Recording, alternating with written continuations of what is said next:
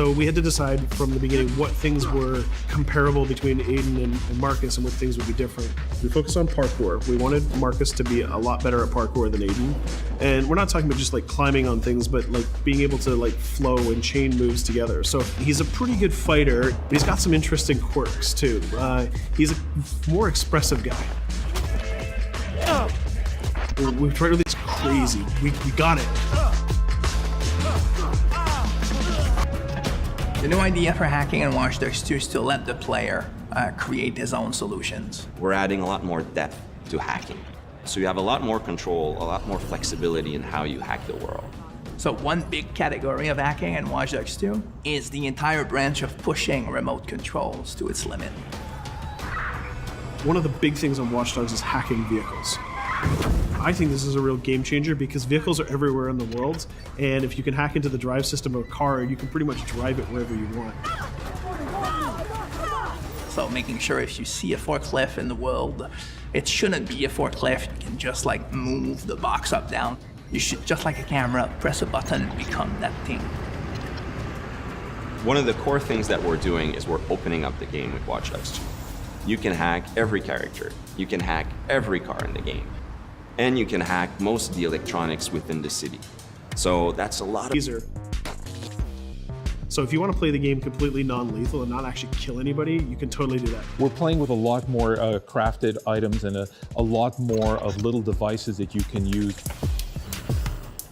One of the things that people kind of like that we've done, they really like what we've done, is we've created toys for Marcus. He has an RC jumper. It's got little wheels, and it's even got this little robotic arm that he can sort of deploy, and he can interact with things. He can unplug things and replug them and take out screws. It's a neat little toy. And then the other gadget he's got is this quadcopter. And it's more about scouting and being the eye in the sky. First person view on it is incredible because you're just zipping through the city. It feels like you're flying. Well, you are flying. In multiple ways.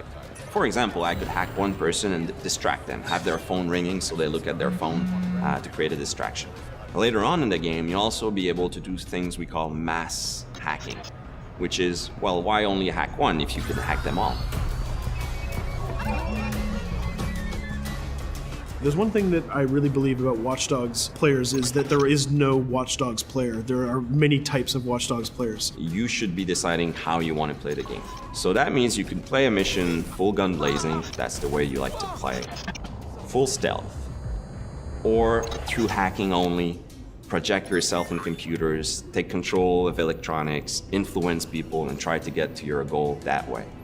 We try to really support all players' types across all different styles of play, and also allow players to combine and mash these styles and play together too.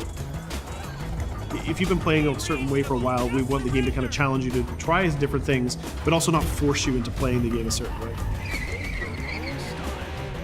We work to improve the driving, make it more accessible while keeping all the different styles of vehicles and adding a lot of physics and feel to all the vehicles. So we keep the depth, but have more accessibility. The team is super happy with the result we've had, and I hope gamers will be just as excited.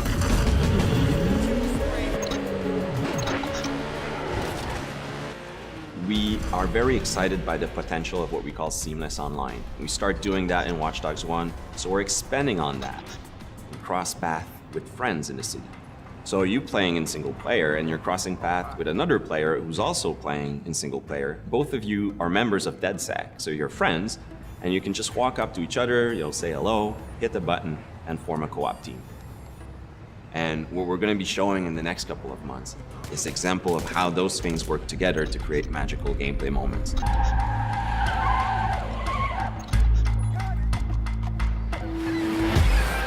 The city of San Francisco and the whole Bay Area is exciting. It's vast. You're going to find a ton of things to do that are unique to you.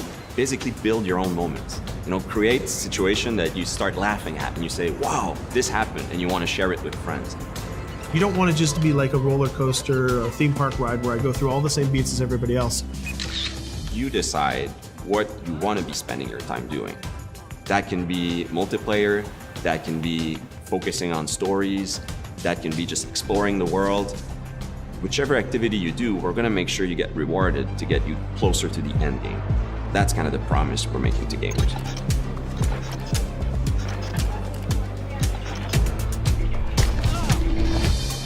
You always know it when something starts to click, it starts to work.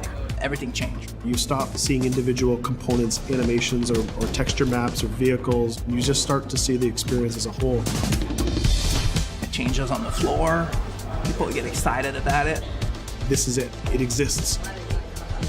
We are always making the game with the player in mind. They have always been the driving force. When you come with a sequel that really earns its due, you know, that really does a lot of new things, that has a lot of surprises, it's a great feeling. In the end, there's nothing more